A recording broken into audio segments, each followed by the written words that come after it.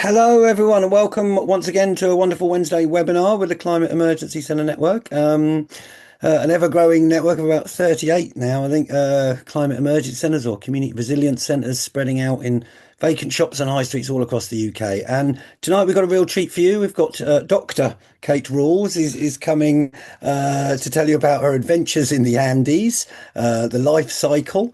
Biodiversity bike ride. She went from all the way from the north tip of South America all the way down to the Tierra del Fuego, the land of fire, and along the way she met many people and mining activists, and is going to show us some amazing photos. So over to you, Kate. Maximum respect for being top cycling team. Thank you so much for coming. Take it away. Over. Brilliant. Thank you, Phoenix, and it's great to be here. I think I should start by saying that you guys are not the target audience. The target audience are people that probably wouldn't go to talk about biodiversity and the poly crisis, but they do come because of the bamboo bike adventure, and then they stay for the biodiversity and the poly crisis. So I invite you to enjoy the talk as a travel story, but also I'd love you to look at it with your critical eyes on as a piece of communication about biodiversity and any feedback that you've got about that. And does the adventure work as a kind of a Trojan horse? That would be great. The talk's about 55 minutes. I really haven't been able to shorten it for this, but I am very happy to stay for questions at the end. So I'd like to tell you some stories from a long journey in South America that I was lucky enough to make a few years ago. It was called the Life Cycle, and it was a journey I made on a bamboo bike. This is the bike. He's called Woody, and I built him myself at a course in London run by the Bamboo Bicycle Club using bamboo that came from the Eden Project in Cornwall. So we think Wow. Woody is the UK's first homegrown bicycle. Brilliant. Love it. Now, the Life Cycle had two main sources of inspiration, and the first was a North American writer called Bill Plotkin. And Plotkin said one of those very simple but incredibly powerful things. He said, if you can figure out where something you really love doing intersects with something that the world actually needs, then that sweet spot will be not only where you're at your happiest, but also your most effective. Now, that was liberating for me. For many years, I was a university lecturer, and there was much that was wonderful about that. But in the end, it became life sapping. It really wasn't my sweet spot. And Plotkin encouraged me to try to figure out how to put that there instead. Riding my bike in mountains, something I've always loved and I've done a lot of, despite having been absolutely rubbish at school sports, but doing that in a way that would give something back. And that evolved into the idea of Adventure Plus, using adventurous journeys to raise awareness and inspire action on our most urgent environmental challenges. And the first of these was actually back in 2006. This was a journey called the Carbon Cycle. I took 3 months unpaid leave and I cycled from Texas to Alaska. I'll just go back there, Texas to Alaska. And I was following the spine of the Rockies, which of course was a wonderful journey for a mountain lover, and exploring climate change in two of the most oil intensive, oil dependent countries on earth at the height of the Bush administration. Now, President Bush seems a bit scarily benign now, doesn't he? But at the time, he was perceived as the arch villain of the global climate change drama, with apologies to any Bush friends and families who may be in the audience, all of which led to some interesting conversations, as you can imagine. And of course, even in 2006, the scientists were shouting, wake up, this is really serious. But there was an immense gap between what the scientists were saying and meaningful action. And it was that last bit I wanted to tackle in some small way. So I came back, turned the whole thing into a slideshow, and many years later, a worst-selling book. The second piece of inspiration for the more recent journey, the life cycle, was, believe it or not, a diagram. And it was this diagram. I came across it when I was doing some research for the university, and it shocked the socks off me. Rockstrom and a team of researchers were basically saying, yes, of course, climate change is really, really serious, but it's not the only issue we face. There are all sorts of other challenges like ocean acidification, disruption of the nitrogen cycle, overuse of fresh water, and so on. And they tried to figure out where what they called the safe operating space for humanity was in relation to all of them. And the issue that was way more out in the red, even than climate change, was biodiversity loss. Now, given that I already knew how serious climate change was, my question was, really? Can biodiversity loss really be as serious as climate change? And the life cycle was my attempt to figure that out. This time I quit my job, and the adventure bit of this new Adventure Plus journey was to cycle from Colombia to Cape Horn, following the spine of the Andes, the longest mountain range in the world. And the environmental focus was biodiversity, the extraordinary range of living beings and living systems we share the planet with, the web of life that we are part of and that we Mhm. utterly depend on. I would explore this in South America, one of the most biodiverse continents on Earth, on a low impact bicycle that used to be a plant. So I set off from Ulverston in Cumbria, where I lived at the time, and I nipped across the Atlantic on a cargo ship, which is a fabulous and fascinating way to travel. But it also greatly reduced my own climate change emissions. Mike Berners-Lee figured out for me that if I'd taken a second class return transatlantic flight, that would have been about 2 tons of CO2 and equivalent greenhouse gas emissions. But traveling by cargo ship reduced that down to 50 kilograms. And I started cycling in Colombia, which is an absolutely wonderful country. It's the second most biodiverse country in the world. It's really beautiful and it's bursting with music and friendliness, and there's a great cycling culture. A lot of people said to me, cycling on your own in Colombia, really? I had not one whiff of trouble there, or indeed anywhere in South America. And in fact, I've always found that cycling alone confirms the view that 98% of the world is friendly and helpful, and the 2% of idiots could be anywhere, really. And of course, everyone loved the bike. And when I say everyone, I mean everyone. These lads were searching other tourists at gunpoint. And when I rocked up, they were like, "Hey, your bike's made of bamboo. Can we have a photo?" So I started in the fabulous, very touristy city of Cartagena in Colombia, which I left all clean and tidy on the 31st of January 2017. It was a look that was not to last. Once you leave the sanctuary of the old town, you get into really mad traffic. The photo doesn't do justice because when it was really mad, I wasn't taking photographs. But basically, you're trying to cycle up that inside lane, and not only are there people, there are scooters and motorbikes usually coming at you, and there are potholes that you can't see. And then the bus sees somebody wants to pick up, and it just veers in, and it's your job to sort of get out of the way. Anyway, somehow I popped out alive into what was for me an utterly novel landscape. I'd never seen mangroves and cacti in the same place before. There was the promise of animals, and of course, there was a hot headwind. Now, I was initially heading north, which the geographically astute amongst you will note is not the direction of Cape Horn, but I had a batch of irresistible invites and project visits. The first of which was with this amazing young woman called Manuela, who worked for an organization called Environomica. And her work was in a really remote farming area in the Sierra Nevada region. And the Sierra Nevada is astonishingly biodiverse. In 25 miles, you go from ocean to desert to tropical dry forest to high snowy mountains. And that, of course, raises a really key question. Biodiversity, what actually is it? About 10 years ago, the UK government did a public survey where they asked people what they thought biodiversity was. Answer a bit depressing. One of the most common responses to what is biodiversity, it's a form of washing powder. So what actually is it? I mean, I think as a term, we still have some communication challenges with the word biodiversity. But one thing it is, of course, is diversity of species. Our planet has a mind-blowing variety of life forms on the ocean, on the land, and in the fresh water. Everything from polar bears to plankton, from oak trees to ants. The charismatic megafauna, the big sexy animals, and the critical small stuff. Most animals on Earth are actually insects.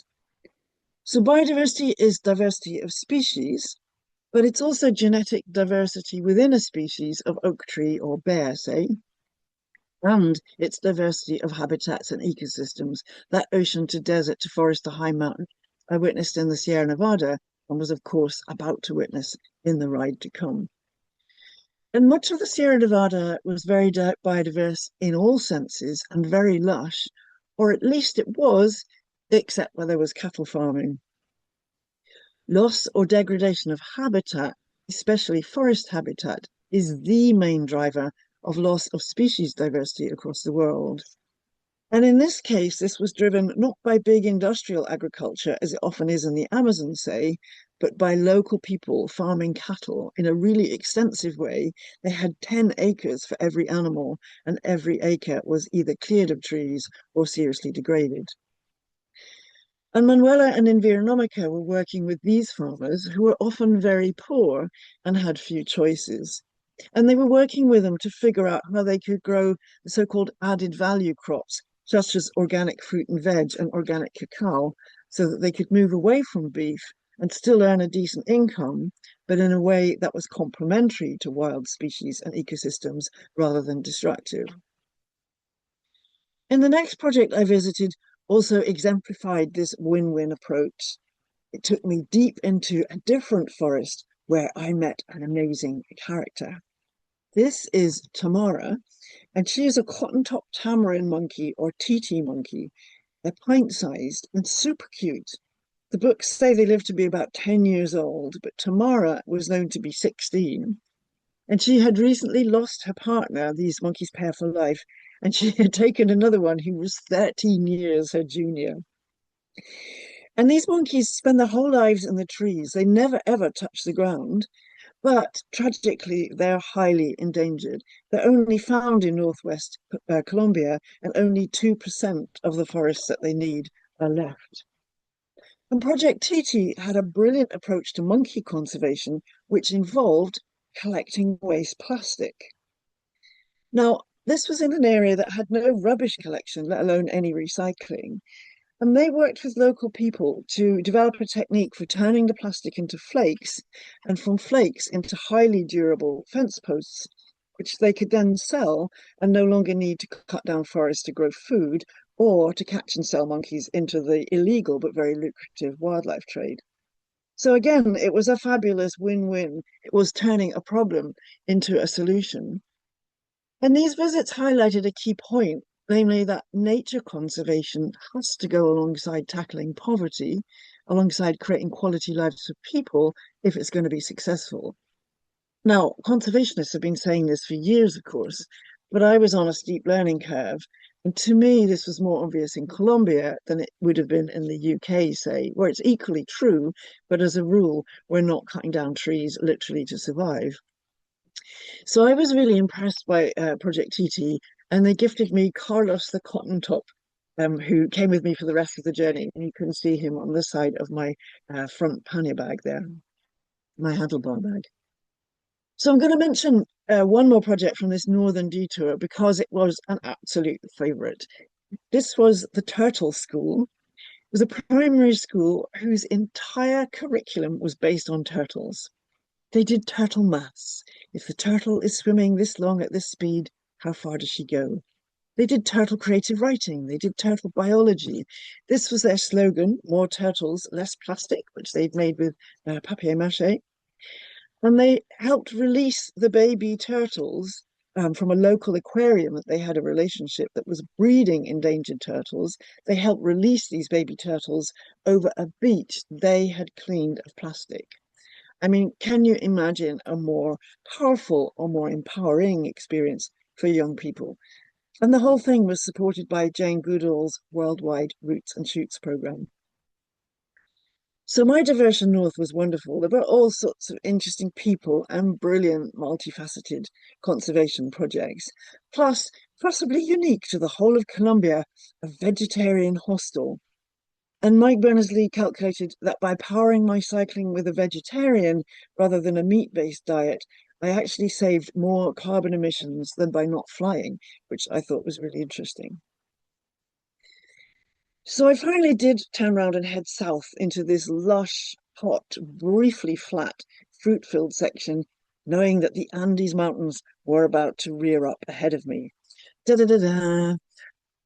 And of course, what happened next is the subject of the book, The Life Cycle, that came out on the 1st of June in 2023 and is also now in paperback. Most people assume that riding a heavily overloaded bike the length of the Andes as a never particularly athletic person would be the hard bit. No, give me the Andes any day. Writing the book was much, much harder.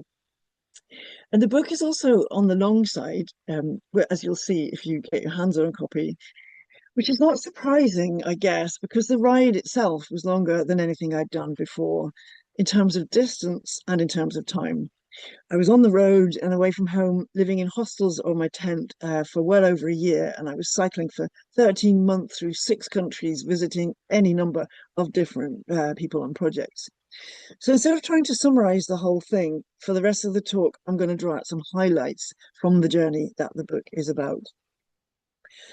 And the length was almost exclusively a highlight. It is such a wonderful privilege to really have time to be on a different continent, to be living on the road, constantly meeting new people and places, and all the shifts in your own perspective that come from that. I honestly spent 98% of the journey grinning, and about 2% of it was really horrible. But I think that's probably typical for any long bike ride. And throughout this 13-month cycling, of course, I traveled through an extraordinary diversity of landscapes and ecosystems, starting in Colombia with the Caribbean coast, and then up towards the northern strand of the Andes in Colombia, where the mountains stay green all the way to the top. And I became fascinated by these weaver birds whose nests were often hanging right down above the traffic. And in fact, if you are interested in bird biodiversity, Colombia is the place. There are more species of birds in Colombia than the whole of North America and Europe combined. They have over 150 species of hummingbirds alone. So I spent 3 months in Colombia instead of two as I'd planned. It was a country I came to love and in which one invite led to another and another. Honestly, I could still be in Colombia if I'd said yes to everything. But I did finally cross into Ecuador, which is, of course, famous for its volcanoes. Although, while I was there, the volcanoes remained very stubbornly in the clouds. I crossed the equator, and then, just when I had concluded that volcanoes were a myth propagated by the Ecuadorian Tourist Board, Chimborazo came out of the clouds. And Chimborazo is the volcano that the 19th century fabulously eccentric German explorer and naturalist Alexander von Humboldt climbed in 1802 when it was thought to be the highest mountain on Earth. And I'd been reading Andrea Wolf's brilliant book about Humboldt, The Invention of Nature. And Humboldt also traveled from Cartagena, Colombia to Lima, Peru, and I was often on the exact same route as him. But he was traveling with mules carrying tons of scientific equipment, as well as crates of scientific specimens, including live parrots, which made my journey seem wonderfully simple. When he got to Chimborazo, he climbed it in bad shoes with an infected foot, carrying shed loads of equipment, including a cyanometer, which measures the blueness of the sky. Despite which he almost got to the summit, where he had a revelation about nature that still influences how we think of it today. I love this diagram. You can kind of feel that it's utterly incomprehensive, but you can feel his sort of crazy energy exuding out of it. He wrote that he saw the earth as one great organism, living organism, where everything was connected. And he realized that the vegetation zones were stacked one on top of the other, according to climate and altitude, and that would be the same anywhere in the world. In other words, that nature is shaped by forces that are global. And that was a radical concept at the time.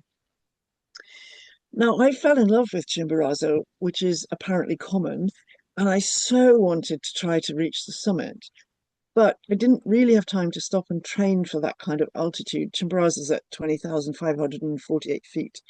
So I settled for contouring around it at about 15,000 feet, and then descending past these beautiful vicunas, who are the wild cousins of llamas and alpacas, and then down through the vegetation zones that Humboldt talked about, ending up in a wildflower meadow. So Chimborazo was really super wonderful, but it wasn't until I reached Peru that I felt I was really in amongst the high Andes. These are the Cordillera Blanca, the absolute epitome of that fabulous but also tough thing.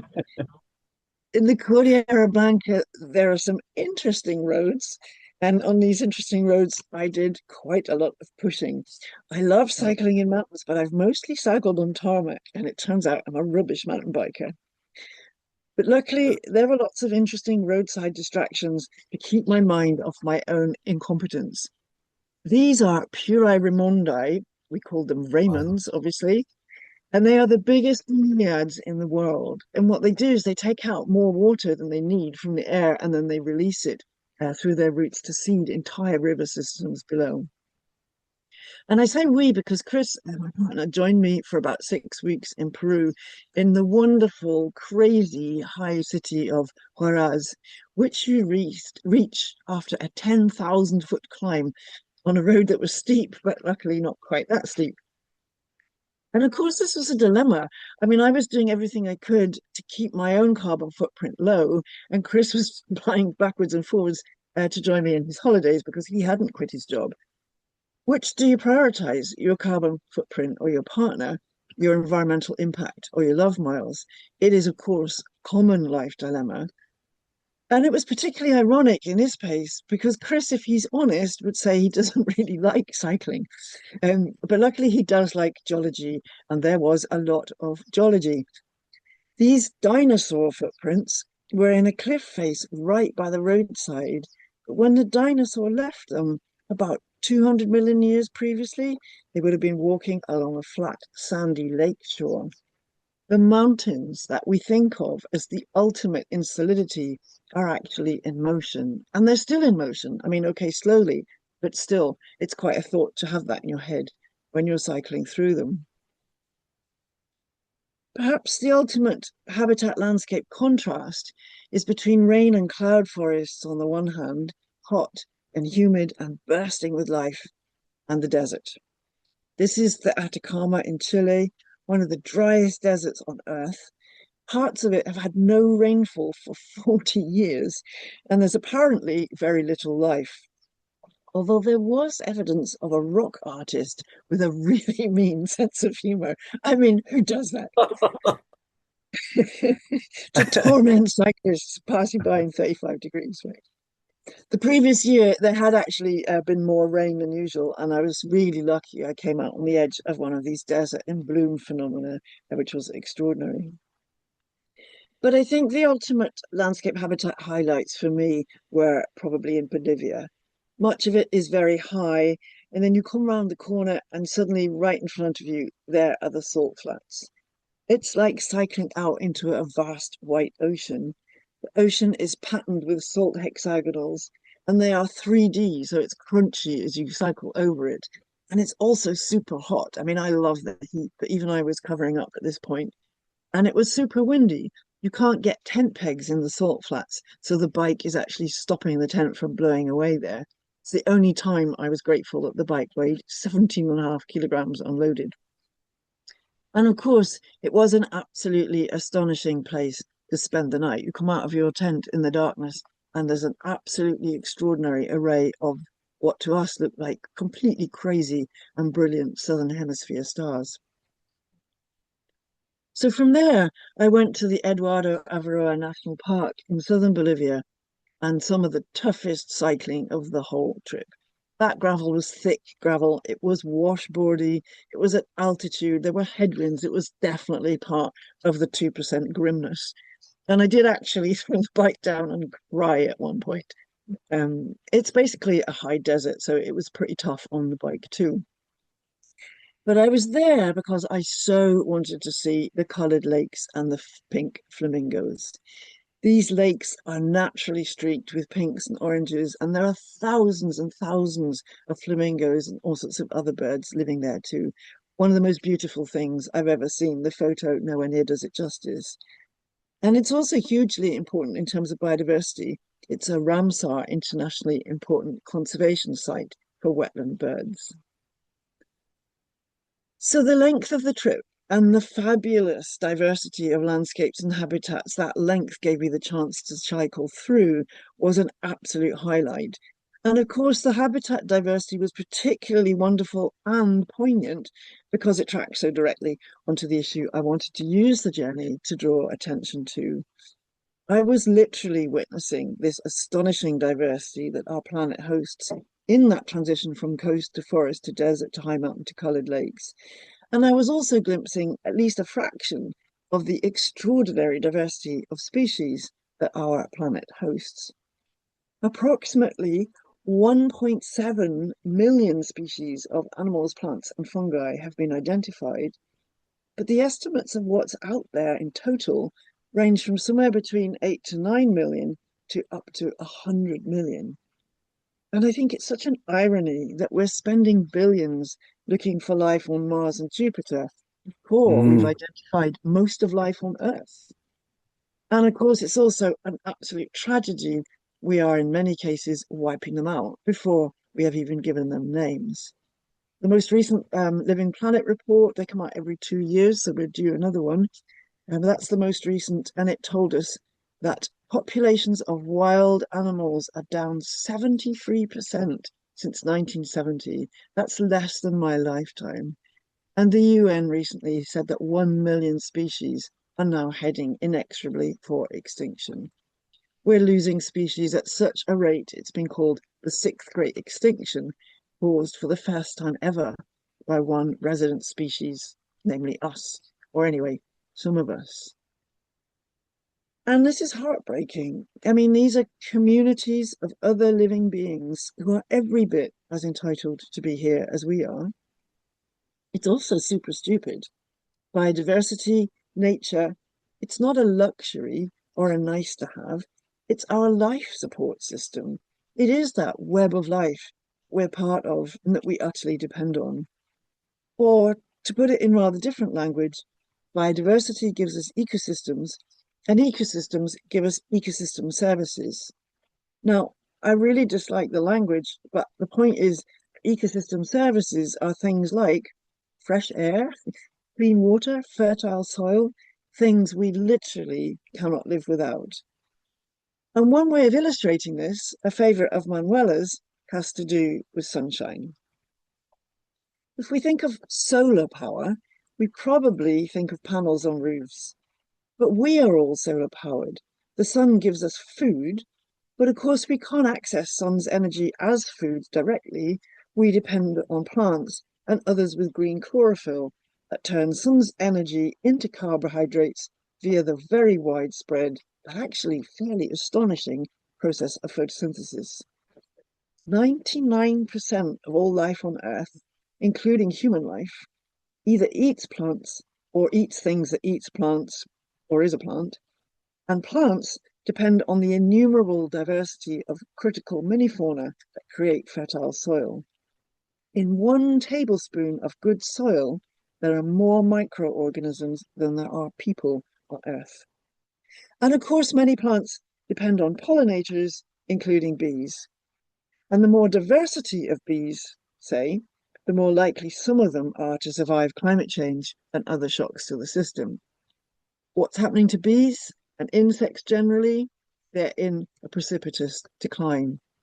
Einstein said, if bees die, humans will die in less than a generation. So biodiversity is vital, literally, and I was really confronted by the reality of this in the journey in South America. But of course, it's totally relevant everywhere, including to us here in the UK.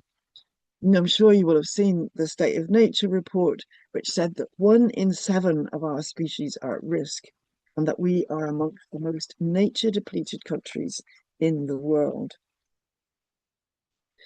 So my third highlight was the many truly inspirational people working to protect and restore biodiversity through all sorts of projects, big and small, at all levels of society, from very grassroots right up to the Bolivian Constitution and the Peruvian Senate.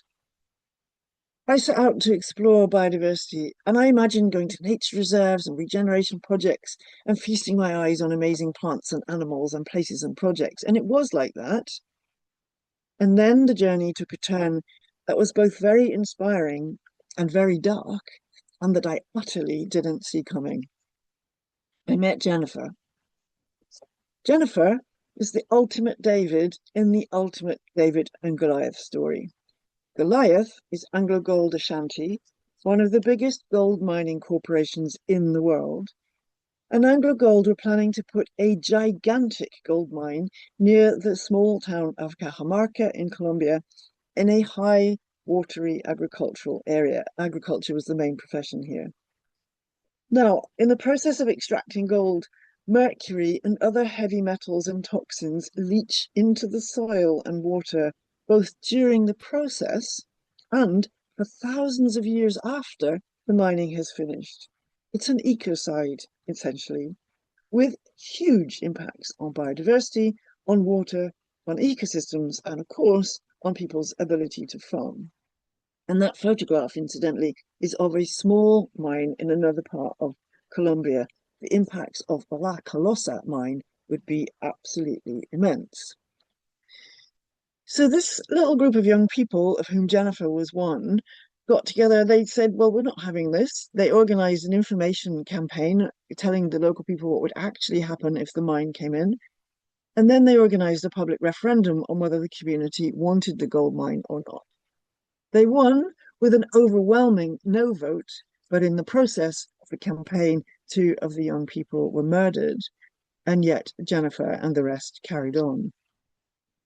So this is the bravest person I have ever met, and she puts the so-called tough bits of my adventure thoroughly into perspective. And Colombia, while it's a fabulous place to be a tourist or a random cyclist, was at that point, this was 2017, the third most dangerous country in the world to be an environmentalist or a human rights activist. According to Global Witness, 1,700 environmental defenders have been killed in the last decade, the majority in South America. So meeting Jennifer and learning about gold mining left me with a new, much darker question, and a question that was even more difficult than the Rockstrom one about whether biodiversity loss can be more dangerous than climate change. And the question is this: are companies like Anglo Gold one-off aberrations, a spectacularly bad apple in an otherwise shiny bunch? Or is there something more systematic going on? And if the latter, if these gigantic and eye-wateringly rich and powerful organizations are routinely doing immense damage to nature and people simply by doing what they do, then what does that mean for how we tackle nature conservation, biodiversity loss, or indeed any environmental issue? One of the people who did most to help me answer these questions was Carlos Zarilla.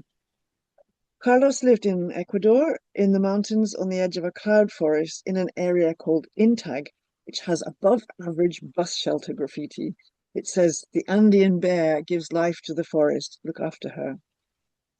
And cloud forests are the neglected jewel in the biodiversity crown. According to Carlos, rainforests get too much press.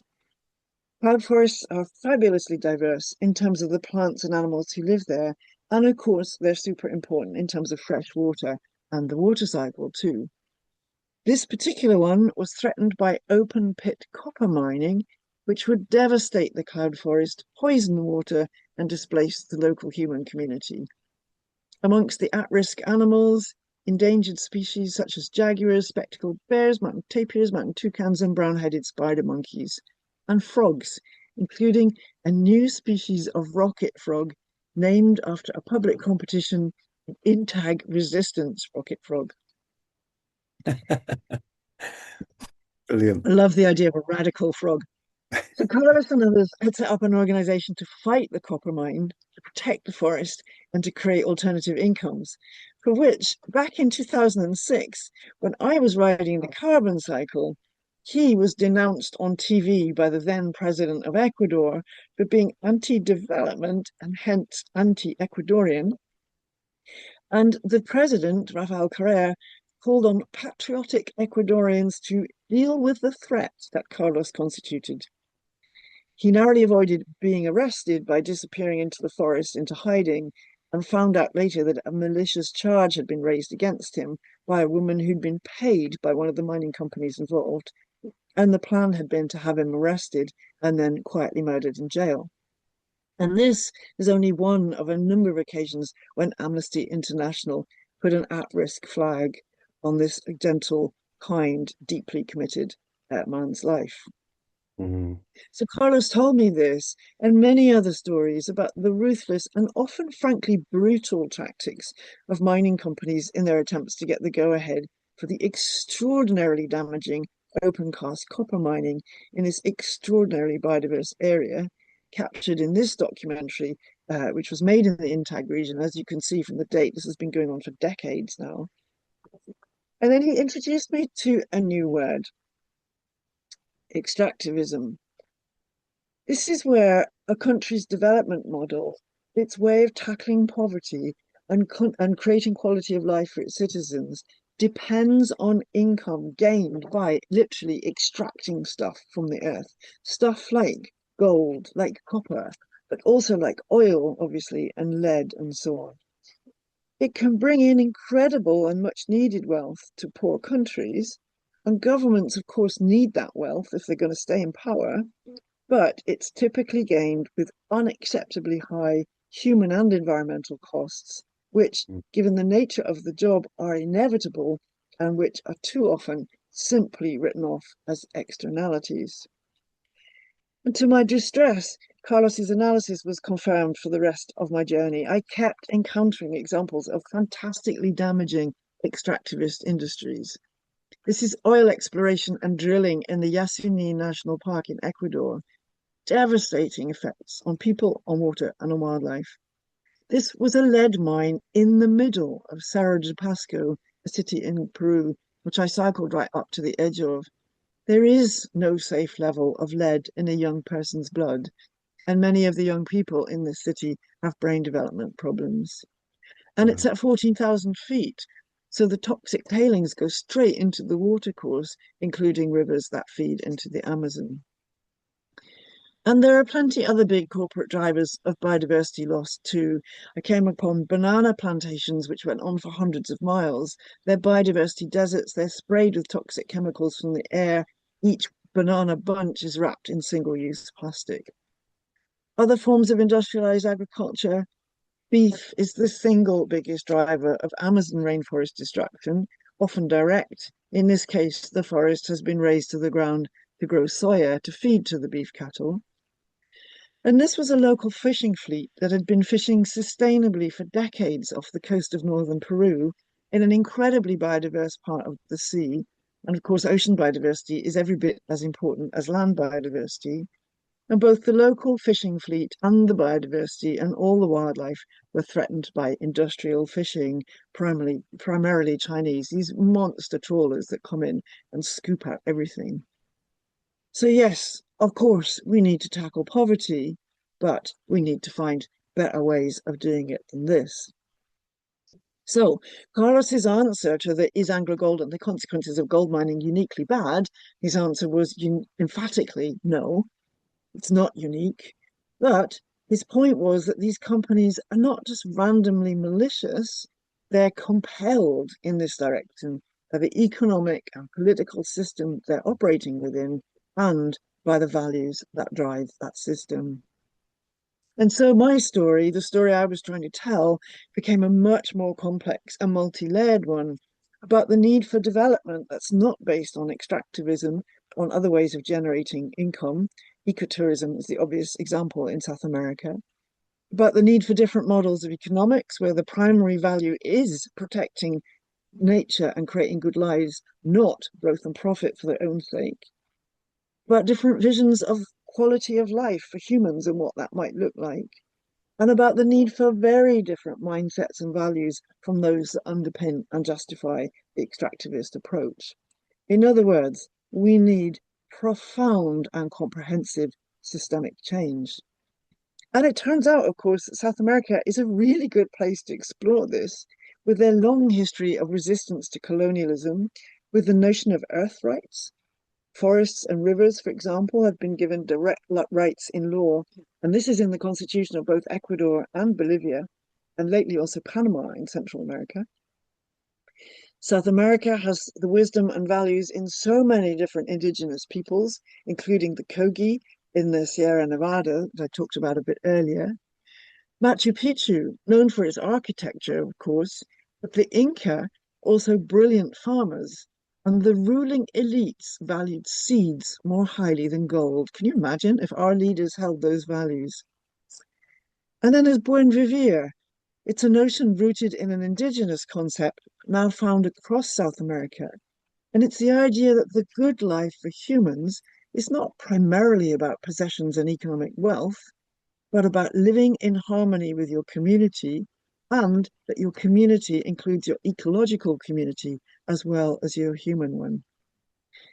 And it kind of fascinates me how much of all of that wisdom you get by default simply by riding a bike a long way, where even on roads you feel much more part of the natural world you're traveling through, and where you have less stuff, and the basics and where you are give you such happiness that you realize you don't actually need lots of stuff, some of which is captured in this footage from Peru.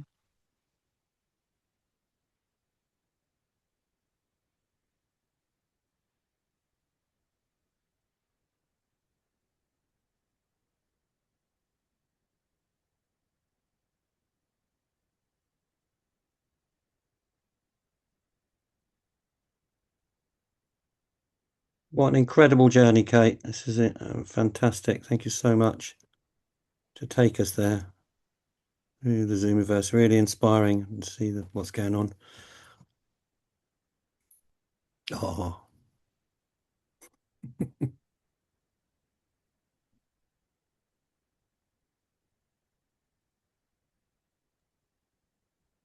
I'm suspecting there is a soundtrack here. I seem to remember from the actual talk we saw, but sometimes the Is sound the doesn't sound not share. coming through? Unfortunately, not. Ah, But it might. That's probably a issue that's a bit difficult to fix. What would be great though, Kate, is if you've got this online, maybe we can stick a link to the video when we upload this, and then people can see it. okay. You might want to, yeah, I you want to talk don't. if we're not hearing it. Sometimes videos are going to be sorted out before. There's sometimes sound issues. So here I'm talking about wild camping, um, and wherever there is, even if it's a bit random, you wake up with birds. You can hear the birds. And then It I'm really saying for is. many of us in busy Western urban settings, we get really disconnected from nature, and that disconnection is intellectual and emotional. We forget that we're part of nature and that being part of nature is a wonderful thing, and that you really get that reconnection if you're out on the bike all day, and especially if you're camping, obviously. How positive it is to realize that you're part of nature. Mm. There's a lot of work we've been doing recently in Oxford with reconnection to nature, and I'm hoping in the future we might get Natalie Seddon, who's been doing a lot of work on showing how it helps the human body and psychologically to be in But the there's some natural really great world. panpipe music playing here that you'll just have to imagine. I'm going to try and Nice. sing it for you. But there's some nice images that you might enjoy anyway. There's no speaking here. But that woman just Good. burst out laughing and gave me a big hug for no evident reason. What an And this is all absolute just incredible, phenomenal journey, really. Taking us to mountaintops and panpipe. you know what's going on with mining activists really takes you there. So much more visual to be Yeah, able to see your this pictures is and what Mhm. coming up is the kind of punchline about stuff. So I'll try and voice over it. We've back up. We've been back on the path for an hour, solidly climbing up the hill to the top of this pass, having a quick water break and a back stretch and a sit. One of the things I love most about cycling is the absolute basics like water and a rest. You really realize that they're so valuable, and you remember what the priorities of life are.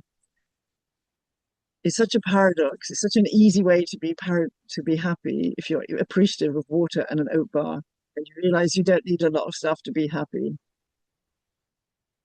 In normal life, it's difficult to hang on to that appreciation, and that's one of the things I'm saying I love about bike packing is that you realize you don't need a lot of stuff.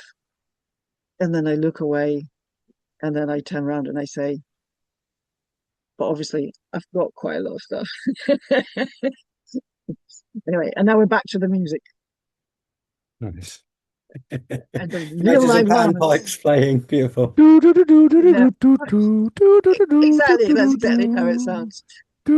Sorry about the no sound there, but anyway, No worries. hopefully the images were worth seeing. So the Absolutely story about phenomenal. protecting Mhm. other species we share the planet with turns out to be a story not just about nature reserves, habitat restoration, and tackling poverty, but also about rethinking our values, our relation to nature, our notion of the good life, and tackling the political and economic structures that underpin our current patterns of consumption, which, through no fault of our own in a globalized system, are highly damaging. Our stuff has an environmental and often a social footprint. Our consumption here links to impacts across the world, which is deeply uncomfortable, to put it mildly. And in fact, my journey was much more challenging in terms of what I learned, or anyway was vividly reminded of, than in terms of miles and mountains. It involved confronting numerous hard truths, including that our economic and political systems, which have brought us so much in the past, are now deeply dysfunctional and are definitely not fit for the purpose of tackling the interconnected ecological, climate, and social emergencies, the polycrisis, in what geologists are now calling Anthropocene, the human era. When I set off on this journey, I think three of the planetary boundaries had been crossed. And now, according to this was the latest diagram, the models had a bit of an upgrade. That was six boundaries have been crossed, and just lately the seventh one has been crossed. So we really are in the polycrisis. Despite that, my final highlight involves the ways in which this journey, albeit that it confronted me with the utter impossibility of tweaking or greenwashing our way out of the current mess, the journey also led me to hope. Yes, losing biodiversity, losing wild species and habitats is every bit as serious as climate change itself, mega serious. And we've had this confirmed, haven't we, recently in this report, which came from the UK's National Security Boffins, no less. So, yeah, losing biodiversity loss really, really matters. But here's the good news times four. Number one, we've learned that if we give nature a chance, it bounces back much faster than we had expected. This was research in Mano National Park in Peru, using Mm. butterflies as indicator species to monitor the return of biodiversity in degraded or even completely destroyed rainforests. And the answer was that it came back faster and more comprehensively than we realized, again, if it's protected going forwards. And in fact, we've Wow. seen this all over the world, including in England and the UK, with well-known rewilding projects, regenerative agriculture, nature recovery, and so on. This is happening everywhere. Second, we have This is reason great for news, Kate. Just to say, we need more good news like this. This is things that we should be hearing about, focusing and supporting more. It's great. definitely. And I'm happy to talk more about what's happening positively at the end. But my second piece of good news is that we have reason for immense optimism about what can be achieved by smart, passionate, committed people, both there and here on this call. Jennifer and her group won. Anglo Gold, at least initially, backed out, and Jennifer and co started advising other communities how to deal with threatening extractivist industries. And Carlos is now fighting in the courts rather than in hiding. And he and his community won the last round against the latest copper mining application using earth rights legislation. Jane Goodall's environmental organization, Sorry, Roots of the Kate, Roots. which earth rights legislation in which country? This is Ecuador. In So they Ecuador. have earth Uh-huh. rights in the legislation, and Carlos was using this. Well, not Carlos himself, but his colleagues were Mhm. using this um, partly with the rare frogs as a case Great. study. They did pioneer some stuff, yeah, Ecuador. Yeah, brilliant. Yeah. Um, Yeah, Jane Goodall's organization was, I encountered it the length of South America. It was set up by one person. It's now in almost every country in the world. If individuals can achieve that much, think what would happen if more of us were able to work together. We would be unstoppable. And if you then scale that up to communities and organizations and businesses like Patagonia and others showing real leadership in the attempt to change the rules of the economic game, to challenge consumerist capitalism that requires us all to constantly buy more and more stuff. And to governments, who of course also have a role. AngloGold recently returned to Colombia, but now they face a radically different pro-nature and climate government who have not long ago been elected by people, by ordinary people like us, just imagine. Thirdly, so many win-wins, including the so-called natural solutions to climate change that tackle climate change through planting trees and restoring natural ecosystems, really positive in terms of climate change, reduced flooding, biodiversity, job creation, and so on. So many, many win-wins. And fourthly, we have the solutions at every level, from the details of regenerative farming to the big picture of alternative economics and what we could mean by a good life. We have the solutions. We just need to implement them and be way more bolder and braver in challenging the still dominant idea that we can grow the economy indefinitely on a finite planet and that is about what we need to do to get good lives. We have the solutions. We need to implement them. And we need to acknowledge that this is not about sacrifice. It's actually about life being better for all of us. Above all, we can all do more than we think. I mean, let's face it, if I can build a bike and ride it the length of Andes, then pretty much anyone can do pretty much anything. And this is really good news because what happens next is still, at least to an extent, up to us. In relation to biodiversity loss and climate change and the rest of the polar crisis, there is still a window. It's closing fast, but right now there is still an unbelievably precious opportunity to try to move in a different direction, to choose ways of enhancing everyone's quality of life while living within ecological limits, to get our priorities and values right, to choose water over gold, life over economic gain. That transition from where we are to real sustainability is vast. System change is vast. Riding the length of the Andes is fairly vast. Keep going, and eventually you get there. I finally crossed the border into Argentina, which was the last country on my ride. Shot past these outrageously beautiful lakes. I mean, what a stupid place to be in a rush, right? And the remnants of the gaucho cowboy culture, and into a long, long flat section and a ridiculous race to the finish cliche of an ending that I trapped myself into. In this part of Patagonia, there are the most unbelievably crazy winds. They're so crazy, they have their own road signs. And just when the side winds make you think, oh, I can't go on, they turn into headwinds and you literally start going backwards. I was constantly doing the maths. At this speed, riding this many hours a day, it will take me X to get to Ushuaia, and it just wasn't adding up. It was like being back with the turtle maths. It seemed impossible, but for some reason, I could not give up. And right at the end, the wind changed direction, and I sat on a tailwind and rode it for 99 miles into the town of Ushuaia, the town they call the end of the world, on the 16th of February 2018, with 1 day left to make arrangements to get back north to Santiago and to catch my cargo ship home. I have never been more exhausted or more elated in my life. The final distance was 8,288 miles, and Woody made it the whole way with virtually no mechanicals at all and remains the most reliable bike I have ever owned. So this is where I close by coming back to adventure and the power of adventures, big or small, physical or intellectual, as a transformative agent in our own lives, as a communication medium, as a manifestation of different values in the context of quality of life, and as a metaphor or a mindset. In this immense social transformation to real sustainability, we don't know exactly where we're going. There is uncertainty, even risk. If we think of this as an adventure, that summons a yes, we can do this quality. And of course, adventure has a certain magic. When you step out into that space of uncertainty, where you don't quite know how it's going to work out, but you take the step anyway, then that changes things positively around you. If we all keep taking those steps, peddling those revolutions towards truly sustainable ways of living and working, then we might get the sustainability tailwind. What can any of us do?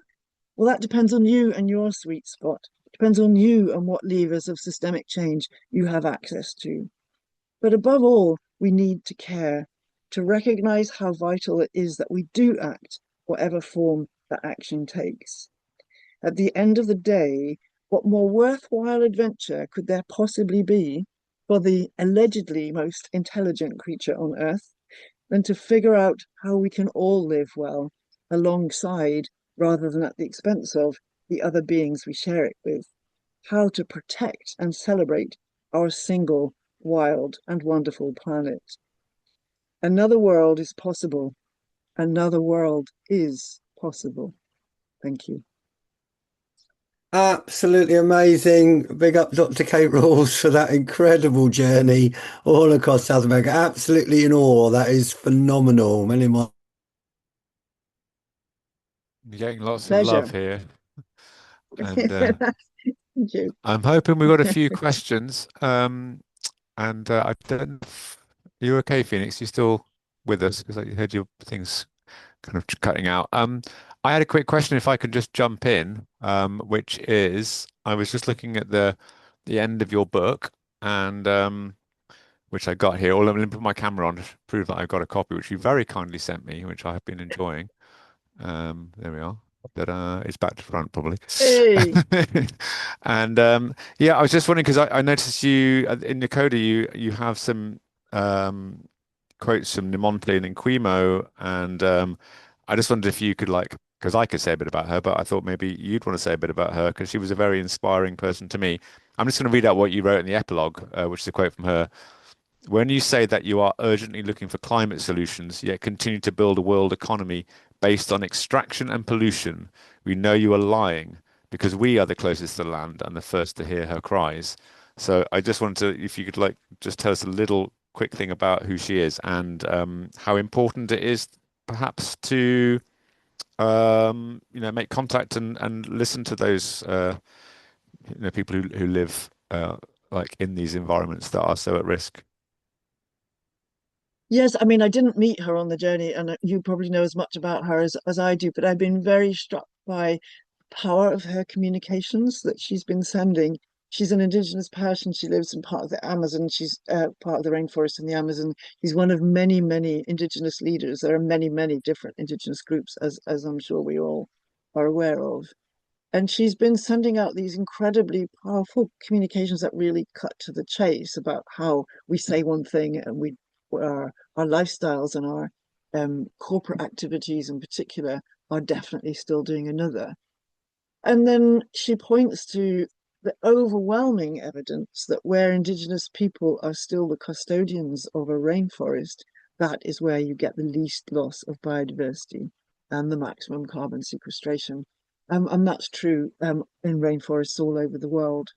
And that research is very, very well documented now. So she's a real kind of figurehead for the self-evident idea that if we allow the indigenous peoples to carry on looking after the land that they are part of and have been living in for centuries, then we will all be very much better off. Do you want to add to that? Because it sounds like you know as much about her as I do. Only that I got to meet her in person, and she gave Oh, me a wow. tiny. She gave me, she gave me a tiny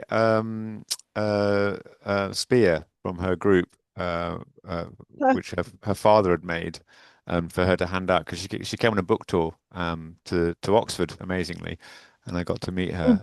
She's a very I don't want to say quiet, but she's a very she's very like solid, like she emanates like being very certain about who she is and very certain about her mission in life. And one little thing I thought was amazing that she did was that with the help of her brother kind of like got into like tech and stuff. And bear in mind these are people who are like, very, very, living in the jungle, living a very traditional lifestyle, and just had like contact with missionaries and stuff. And her autobiography is just heartbreaking and absolutely an amazing book. And I really recommend reading the Monte Mm. Nequimo's book, who's unfortunately I can't remember the title of it right now, but I think it's it's We Are really one. Jaguars, isn't it? I think it's called That's the We title Are in the Jaguars. States. It had a much more kind of like weirdly self-deprecating sounding title in English, but anyway, in the I, UK version. I think I've got the But Jaguars version. Yeah. that's probably a cooler version to have. But her brother basically got Mm. all of the communities in that area to basically go out into the jungle and use like GPS and drones to basically map all of the different places that they use for hunting, that were used for traditional burial grounds, that were considered to be sacred spaces, because that was the big fight they had with the government, was that them saying, well, you don't really need this forest, it's just kind of lying around and doesn't do anything, we've got a purpose for it, we want to cut it down and turn it into soya fields or whatever they had in mind, or do mining. And so they made this enormous map of all the different tribal groups and got all the different tribal groups together to create this map of what the jungle meant to them and how important it was. And I thought that was an incredible project. I don't want to take up too much time though, because there are other people Okay. here. And oh, you're back, Phoenix. Great. So, yeah, so I've had a couple of internet issues this end tonight. I think they're rearranging something.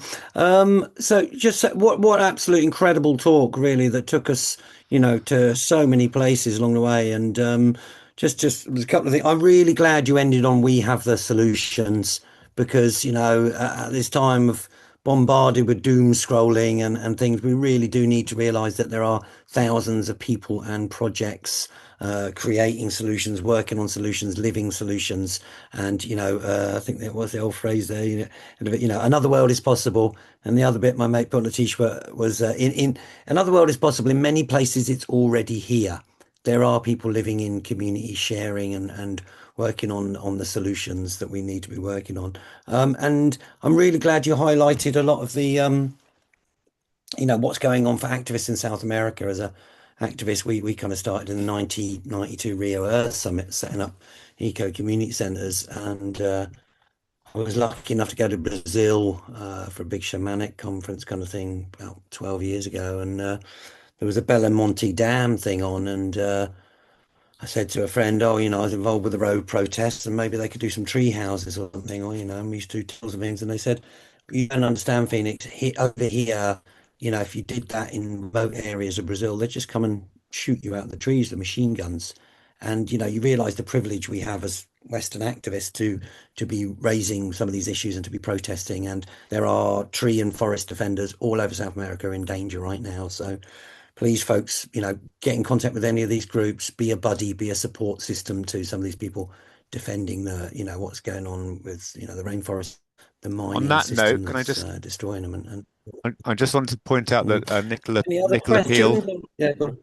I just want to point out very kindly that Nicola Peel has both provided the Yeah. UK title of Nemonte's book, which is "We Will Not Be Saved." Thank you, Nicola, and also pointed out that their organisation is called An Amazon Frontlines, and you can find out what they're up to by looking at their website. And they've got some quite big sort of Hollywood supporters and other people in industry that are kind of like trying to raise awareness. And Jen has a question she'd like to ask. It says in the chat. Can we Yeah, go to thank you. Jen? Yeah. Thanks so much, Kate. Thank you. I'm sort of struck as well by how Hugh Montgomery made a very similar comment that you just made. He did a webinar, I think it was last week. He was saying that we're really interested in life on Mars when we can't actually see the life under our nose. And you said something really similar. And I guess I'm also struck by, you're talking about the importance. We can look at climate change, but actually biodiversity loss. And I'm really hearing you about the children, doing all the stuff with the turtles, whatever it was. And I guess I'm wondering, what insights you have on what inspires biodiversity gain. What inspires biodiversity gain? Yeah. Yeah, it's a really good question because I find there's like a cognitive dissonance in the world of nature conservation. Most people go into nature conservation because they just love life or they love certain kinds of creatures. And when I go into schools and talk about it, I mean, the kids are just fascinated by the turtle stories or the monkey Mm. stories. There's a I think that notion of biophilia, the idea that we are instinctively attracted towards other forms of life, especially when we're Yeah. younger. We might get it kind of Yes. knocked out of us as we grow up, but I think that's for real. So I think that's the basis on which we build a movement for biodiversity. I'm not sure that biodiversity is that helpful word actually, because it sort of Mm. deadens it.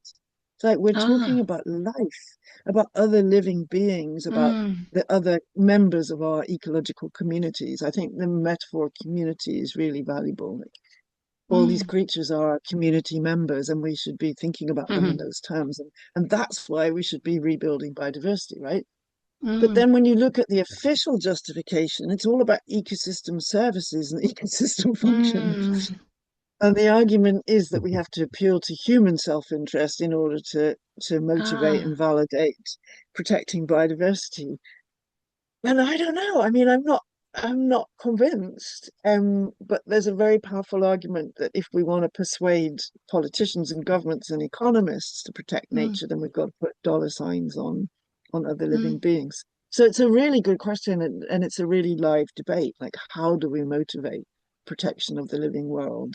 Is it through love and connection? Is it Mm. through putting a dollar sign on the ecosystem services that they provide? Or is it some kind of clever, can you do both?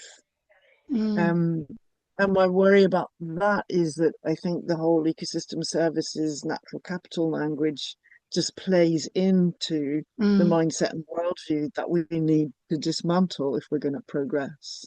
So I don't think you save the world by using the structures that have destroyed it. That's my concern there. Mm. But what do you think? Yeah, thank Go on, you. Jen, then Mary Ellen. Jen? Um, well, my sense is, as you just said, it's when we can actually feel the interconnection of other species. Now, that's all the work I'm doing, really, everywhere in many ways. To somatically feel the languages of other species as living movements within the body, for example. And this is what our indigenous, not that we're not indigenous, but this is what our indigenous wisdom, I think, is saying, that you might call it intuition. You can actually understand the other animals that live around you, and we are, of course, also an animal. So I'm with you. I love the sense of interconnection. Yeah. Interspecies communication, all that. I just wanted to Yeah. chuck in that also people like a lot of groups in North America, South America, they refer to other creatures and trees and the landscape as family. Yeah, They yeah, refer to them as people. It's just they're people of a different shape or of a different duration. So it's Nice. like trying to level that playing field of like say we're not the pinnacle. We're just part of a big cycle. And very very quickly just read the Mary Poppins book. If you want to know Exactly. how you want to like restore the connection between humans and animals, there's a very funny chapter that they didn't put in the film, but I won't go into it more than that. I think you Okay. were saying Mary Okay. Ellen's up next, isn't Yeah. she? So remember the two-legged and the winged ones, and those with four legs, I think, is the Native American state. So yeah, Mary Ellen and then Gavin. I think we'll stop the recording just after that, but people are welcome to stay around for a little chat afterwards. Mary Ellen, then Gavin. Over.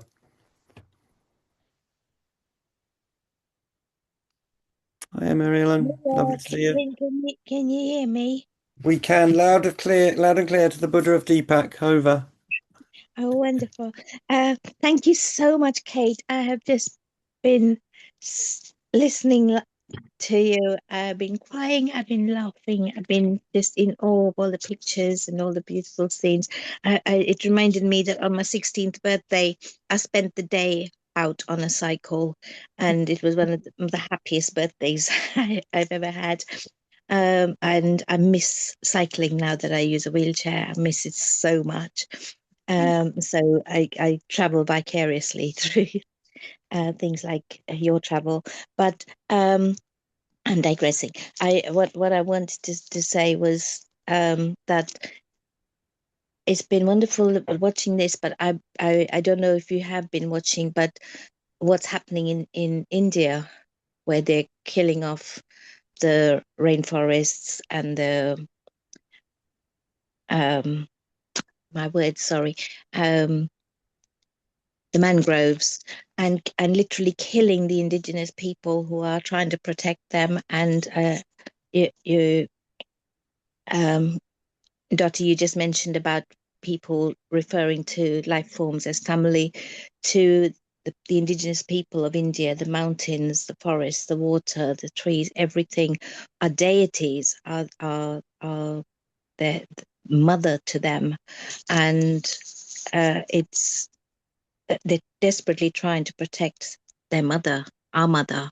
They see Earth as our mother, and she is. And it's been breaking my heart watching what's happening there and seeing the world focused on the Amazon is heartening, and I'm hoping that somehow we can connect these other forests together and say that they are one and the same, and that we need to stand with the indigenous peoples around the globe who are protecting our forests and our waters. So just wanted to mention about this issue and to know if you were involved in any way with it. And Thank you, Mary Ellen. I'm glad you raised that. Yeah, I met some people from India at London. There's a group called London Mining Group who are London based, and they kind of keep an eye on the behavior of mining companies which have shares in the London Stock Exchange. And one of their case studies is from India, and I've met some people from India there. If for anyone who's interested in this, there's a thing called the Global Environmental Justice Atlas. If you don't know it, it's really worth looking up. And that is an atlas of injustice, basically. And if you can look at it, I can send a link actually, if that would be useful as a follow-up. yes, And it please. will tell you what kind of resistance movements are in play all over the world and what kind of corporations, excuse me, they're up against. And many of them are mentioned in India, amongst other places. So you're absolutely right. This is not just South America. And it's not only indigenous people either, but it is mainly indigenous people, and it's mainly indigenous people standing up against corporate behavior, misbehavior, in a way that's absolutely shocking. As you say, people are being murdered all over the world for this, and we hear very, very little about it. So I'll send a link to the Global Environmental Justice Atlas. Please do, and we'll network it. Gavin, Yeah. and then Nicola Peel, and we'll wrap it after Nicola. Gavin, thank you for your patience. Sorry, Mary Ellen, you okay? I had one more thing, and that was to Just ask quickly. Kate very quickly to ask Kate if you'd be interested at all in coming to Small World and talking more to us at Small World. That we hold the festival in May and August, and it would be so wonderful to have you come there. I would love to. Do you have my email address? I don't. We'll pass it on. We'll pass it on. Yeah, please do. Yeah, no, please, or go to my website. There's a contact detail there. But yeah, I'm always open to invites. And if Brilliant. possible, I'll bring the bamboo bike. Yay. Yes, please. All Except right. I Check can't it out, ride Small it. World Solar Festival, folks. It's brilliant. And big up Mary Ellen for doing the activist speakers tent there. Gavin and then Yeah, Nicola. thank you, Marianne. Gavin. Okay, firstly, thank you, Kate, for a really interesting story that can engage us all. Thank you also for bringing up the issue of the political context, because there is the issue of governance, there's the issue of resistance, there's the issue of the narrative, there's the issue of spirituality, how we feel existentially about these issues. And it seems that having heard the narrative and being aware of the information, how do we actually merge those things? I think that the suggestion is that there's a need for workshops which blend all of those things so that we feel that we're participating in the resistance and not just listening to the stories. Yeah, that's it. Yeah, great. Brilliant, Gavin. On Thank you. that note, no, go on, Kate, sorry. No, Just to say, an thank you. activist buddy system has been talked about. If there was a way that we could link people in these countries over with people on frontline countries to actually buddy with them so that we can get social media out and complaints to embassies and whatever. We need to actively work out how we can resist and support these groups, across borders. Um, And I don't think there's just one way of doing that. I think yeah, resistance many ways. takes many forms for many people. And I Mhm. 100% agree, Gavin, that we need to be part of the resistance, not just reading about it and thinking about it. I've just been reading a book about Pussy Riot. Remember Pussy Woo, Riot, the yeah. female punk rock band that sang a very irreverent song in a Russian church and ended up in jail. And, their resistance took this spectacularly original form. It takes many forms. It's all about finding our way in, isn't it? And I'd love you to run that workshop. Please do. We're going to run a pussy riot workshop. I've A got. So resistance Gavin was workshop. going to run I know. I do have a friend that knows them, so we could get Well, I them was just over. thinking, Wow. let's contact them for a webinar. They would be great. We're just running a bit on time, folks. So I'll come over to Nicola for the last question, comment, feedback, and we should get Nicola on to do a webinar as well. She's a solutionist. Nicola, are you with us? You want to pose your? Yeah, Mhm. yes, yeah. I just want to kind of follow up on the story about Nemonte. I've known her for like over 20 years, because of my work in the Amazon as well. And I think what's really interesting is that so her people are the Warani people. And so she's married an American.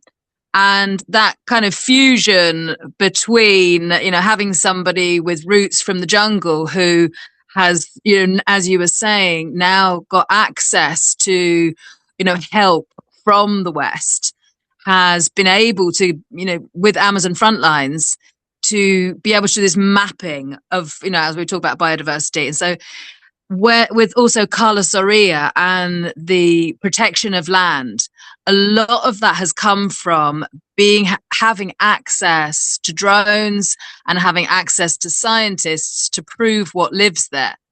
Mhm. So with the Los Cedros rights of nature case, the reason we were able to save Los Cedros is because there were so many people that had identified what lived there. And so that kind of is often overlooked, that many forests don't get protected because nobody knows actually what lives there. And biodiversity can't be valued. So obviously there's the one side which it can't be valued, we know intrinsically, but we only have a valuation for a carbon market right now. There isn't a valuation for a biodiversity market. Well, there are people tinkering with it, but so I had to really feel like I kind of had to sell my soul a little bit for the Los Cedros case. And I did a valuation of the Los Cedros Reserve. And I did that to show that that forest was worth more alive than it was to the mining concessions. Because as much as we can, not want to value nature, that's the world we live in. And so we have to be like super practical in our activism. And we had all these amazing scientists talking about why to protect Los Cedros. But if those 5 judges were more motivated by economics, the argument that the forest was worth more standing in the carbon market than being cut down was a really important argument. So I just kind of wanted to kind of push that. And this question of how to value biodiversity, which you would think that you could just, use a DNA sequencer and grind up some soil and suck some air through a filter, and you would be able to know the more species, the more valuable the area, going by, just diversity. And interestingly, a scientist said to me, well, the only way we could probably value it is the more fungus and the more spores that are captured, the more potential for pharmaceutical antibiotics in the future, because that's where our medicine will come from. And if we cut it down before we've actually even kind of like know what bacteria and fungi are there, then we're limiting the potential for pharmaceuticals in the future. So that's a whole other story about kind of like valuing biodiversity. So, yeah. We have But to I look at also, all angles and try as many different tactics and strategies as we can to defend nature and people and the animals.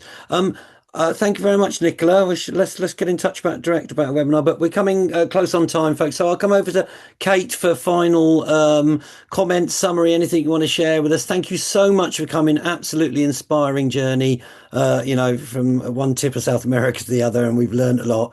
And you've graphically shown us, linking up with local activists. So thank you so much, Dr. Kate Rawles. Over to you for final comments, parting summary, whatever you want to share. Over. Pleasure. I'm not sure I have any final comments other than, yeah, let's keep fighting on behalf of life and let's not give up. I'm saying that partly because Brilliant. I've just been on a retreat focusing on the difference between confronting ecological emergency and collapse. And so I'm feeling like I need to renew my own resistance in the face of how bad things are becoming. But I absolutely still believe there is so much left still to fight for. And we can always make things less bad, and we can often make things a heck of a lot better. So Can yeah, I let's say keep something? fighting. Let's do it on behalf of all of life, not just human life. Viva the resistance. Thank you so much. Keep networking solutions wherever you are. Thank you so much, Kate.